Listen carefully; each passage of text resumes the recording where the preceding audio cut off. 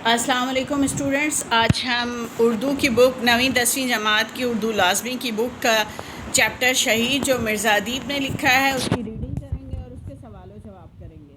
زمانہ 6 ستمبر سن 1966، مقام شہر قصور کی ایک نواحی بستی، جائے وقوع 1-2 منزلہ مکان کا نچلا کمرہ، وقت شام۔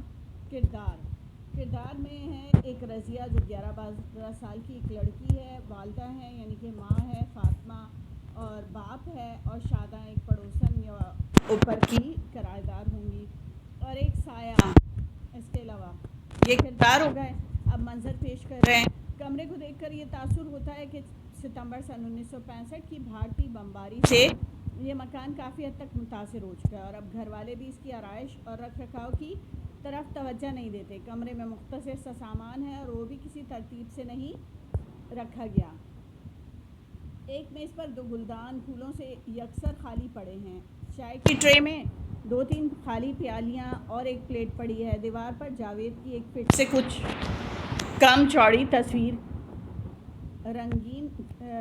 کے رنگین فریم پر ایک سنہری ہار پڑا ہے۔ رضیہ میز کے پاس ایک کرسی پر اس انداز سے بیٹھی ہے کہ اس کا منہ میز کے سرے پر جھکا ہوا ہے، بازو سے اس نے اپنے سر اور چہرے کو ہلکے میں لے رکھا ہے۔ اس کا جسم مسلسل کانپ رہا ہے، معلوم ہوتا ہے سسکیاں بھر رہی ہے۔ صحن سے ماں کمرے میں داخل ہوتی ہے، 40 کے لگ بھگ عمر، اداس چہرہ، غمناک آنکھیں، وہ بیٹی پر آنکھیں جمائے آگے بڑھتی ہے، اس کے پاس آ کر جھک کر آہستہ سے اس کے سر پر ہاتھ رکھ دیتی ہے۔ رضیہ کی کپکپاہٹ اور بڑھ جاتی ہے۔ ماں: رضیہ نہ بیٹی نہ، رو مت۔ رضیہ: امی۔ ماں: اٹھ بیٹھو بیٹی، میری رانی اٹھو، اس کے دائیں بازو پر ہاتھ رکھ دیتی ہے۔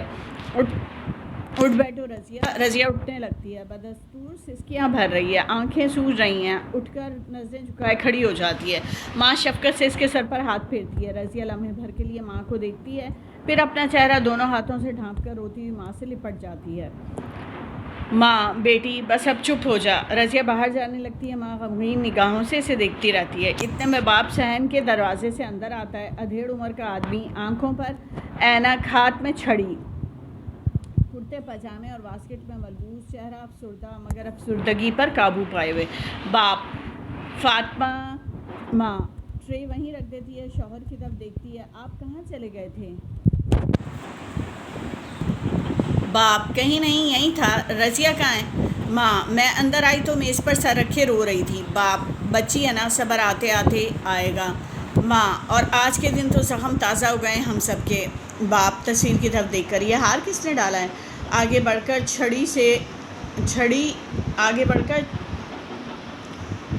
چھڑی رکھ دیتا ہے اور تصویر کو قریب سے دیکھنے لگتا ہے۔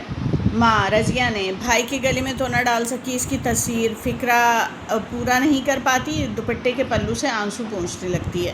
باپ: یہ سعادت دنیا میں بہت خوش قسمت کے حصے میں آتی ہے، شہادت کو کیا سمجھتی ہو؟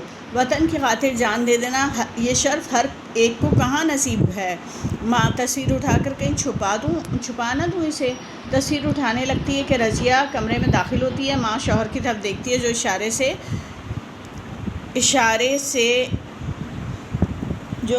اشارے سے تصویر کو وہیں رہنے دینے کے لیے کہتا ہے۔ رضیہ آگے بڑھتی ہے اور تصویر پر ہار کو ترتیب دے کر اسے درست کرتی ہے۔ ماں اور باپ دم بخود اسے دیکھتے رہتے ہیں۔ باپ: تم نے پرسوں کہا تھا ٹافیاں لیتا ہوں، چلو جو تمہیں اچھی لگیں لے لینا۔ رضیہ کچھ سوچ کر قدم اٹھاتی ہے اور باپ بیٹی دونوں دروازے سے نکل جاتے ہیں۔ ماں پھر تصویر کو دیکھنے لگتی ہے، بے اختیار اس کے منہ سے نکلتا ہے، اوف میرے اللہ۔ صحن کے دروازے سے شاداں کی آواز آتی ہے، رضیہ۔ ماں مڑ کر دیکھتی ہے اور کہتی ہے، آ جاؤ شاداں، میں یہاں ہوں۔ شاداں ماں کی ہم عمر ہنستی ہوئی آگے بڑھتی ہے، مگر فاطمہ اور تصویر پر نظر پڑتی ہے وہ بھی اداس ہو جاتی ہے۔ شاداں: کیا بات ہے بہن، آج دن بھر اوپر نہیں آئیں؟ میں تو سمجھتی تھی کہ آج تم لوگ گھر پر نہیں ہو، اتنی خاموشی تھی تمہارے ہاں۔ ماں: ہم تو کہیں نہیں گئے تھے، گھر میں ہی تھے، گھر ہی میں رہے سارا دن۔ شاداں: کوئی آواز ہی نہیں تھی، نہ تمہاری نہ رضیہ کی۔ ماں: کیا بتاؤں بہن۔ شاداں: خیر تو ہے، کیا بات ہے؟ ماں: آج جاوید کی 24ویں سالگرہ ہوئی۔ شاداں: 6 ستمبر کو۔ ماں: یہی اس کے پیدا ہونے کا دن ہے، اور اسی دن شدت احساس سے خاموش ہو جاتی۔ یہی دن تھا اور وہ چھٹی پر آیا ہوا تھا، صبح سے گھر میں رونق تھی۔ میری رضیہ نے گھر میں رنگا رنگ جھنڈیاں لگائی تھیں، سب عزیز ہم سائے اس کے دوست جمع ہوئے تھے، اتنی چہل پہل اور ہنگامہ تھا کہ شادی کا سا سما لگتا تھا۔ رضیہ کو بھائی کی سالگرہ منانے کا بہت شوق تھا۔ دوست احباب جاوید کو تحفے دے رہے تھے۔ رضیہ نے خود پیسے جمع کر کے جو ہار خریدا تھا وہ الماری میں سے نکال کر خوشی خوشی بھائی کی طرف لیے چلی آ رہی تھی۔ ماں رک گئی، دروازے پر دستک ہوئی، جاوید کو ڈیوٹی پر حاضر ہونے کا حکم ملا۔ وہ حکم ملتے ہی جانے لگا۔ ہم نے روکا تو کہنے لگا، ماں وطن نے مجھے پکارا ہے، اب میں کسی اور کام کے لیے نہیں رک سکتا۔ شاداں اسی وقت چلا گیا۔ ماں اسی لمحے بہن کہتی رہ گئی، بھائی جان گلے میں ہار ڈلوا لو، مگر بولا وہ آ کر ہی ہار گلے میں ڈالوں گا رضیہ، واپس آ کر ہی ہار گلی میں ڈالوں گا رضیہ، اور چلا گیا۔ روشنی مدھم ہو چکی تھی۔ صحن کے دروازے سے ایک سایہ بڑھتا دکھائی دیا۔ یک رضیہ کی آواز ابھرتی ہے، بھائی جان آپ؟ رضیہ، بھائی جان آپ؟ جاوید، رضیہ، بھائی جان آپ کہاں تھے آپ؟ جاوید، یہاں وہاں ہر جگہ ہر مقام پر، کہاں نہیں تھا میں؟ رضیہ، آپ تو میدان جنگ سے لوٹے ہی نہیں تھے، ابا جان کہتے تھے انہوں نے آپ کا لہو بھرا جسم دیکھا تھا، اور بھائی جان آپ بھائی جان ہیں نا؟ جاوید، تم دیکھ نہیں رہی مجھے؟ رضیہ، ہائے ہمیں آپ کا کتنا انتظار تھا جاوید، مجھے معلوم تھا میری پیاری بہن میرا انتظار کر رہی ہوگی۔ رضیہ، معلوم ہے آج کون سا دن ہے؟ جاوید، 6 ستمبر میری سالگرہ کا دن۔ جاوید، تم دیکھ نہیں رہی مجھے؟ رضیہ، ہائے ہمیں آپ کا کتنا انتظار تھا جاوید، وہ ہار میں اب بھی دیکھ رہا ہوں۔ رضیہ، دیکھ رہے ہیں نا آپ اپنی تصویر کے گرد؟ جاوید، ہاں۔ رضیہ، میری کتنی آرزو تھی کہ یہ ہار آپ کے گلے میں ڈالوں، مگر آپ چلے گئے۔ جاوید، اسی لیے تو آیا ہوں۔ رضیہ، کس لیے؟ جاوید، وہ ہار تم اب بھی میرے گلے میں ڈال سکتی ہو۔ رضیہ، اچھا۔ جاوید، کیوں نہیں؟ رضیہ، تو اتاروں ہار فضا میں لہراتا ہے۔ رضیہ، او بھائی جان۔ جاوید، اب تو خوش ہو نا؟ رضیہ، پسند ہے یہ ہار آپ کو؟ جاوید، میری بہن کا ہار مجھے پسند کیوں نہ ہوگا، یہ ہار تو شفق اور قوس قزح کو گوندھ کر بنایا گیا ہے، کتنا پیارا کتنا خوبصورت ہے یہ ہار۔ رضیہ، مگر بھائی جان آپ دروازے کی طرف کیوں دیکھ رہے ہیں؟ جاوید، مجھے جانا ہے رضیہ، نہیں بھائی جان۔ جاوید، دیکھو میں نے تمہاری خواہش پوری کر دی، اب مجھے جانا ہے۔ رضیہ، کیوں جانا ہے آپ کو؟ جاوید، مجھے جانا ہے۔ جانا کہاں ہے؟ مجھے جانا ہے۔ جانا کہاں ہے؟ میں یہیں رہوں گا تمہارے آس پاس کی روشنی میں، دوپہر کی دھوپ میں، رات کے اندھیروں میں، ہر وقت تمہارے قریب۔ تم مجھے نہیں دیکھ سکتی مگر میں تمہیں دیکھا کرتا ہوں۔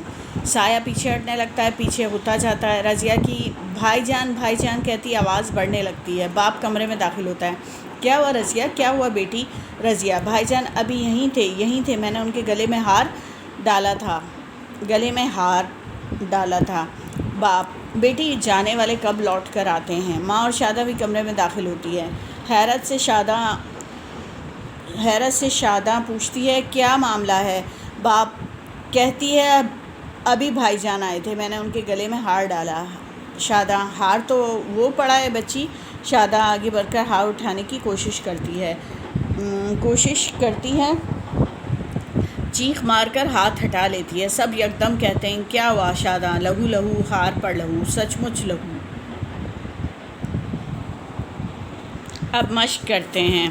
درذیل سوالات کے جواب دیجیے۔ جاوید شہید کا تعلق کس شہر سے تھا؟ جاوید شہید شہر قصور کی ایک نواحی بستی سے تعلق رکھتا تھا۔ جاوید کے مکان کی حالت کس وجہ سے خراب تھی؟ جاوید کے مکان کی حالت سن 1965 کی بھارتی بمباری کی وجہ سے خراب تھی۔ رضیہ کیوں رو رہی تھی؟ رضیہ اپنے بھائی جاوید شہید کو اس کی سالگرہ کے روز شدت سے یاد کر کے رو رہی تھی، کیونکہ وہ اپنی سالگرہ کے دن ہی شہید ہوا تھا۔ سالگرہ کے موقع پر جاوید کو کیا حکم ملا؟ سالگرہ کے موقع پر جاوید کو ڈیوٹی پر حاضر ہونے کا حکم ملا۔ رضیہ کے والد نے فاطمہ کو تسلی دینے کے لیے کیا جملے ادا کیے؟ رضیہ کے والد نے فاطمہ کو تسلی دیتے ہوئے یہ جملے ادا کیے کہ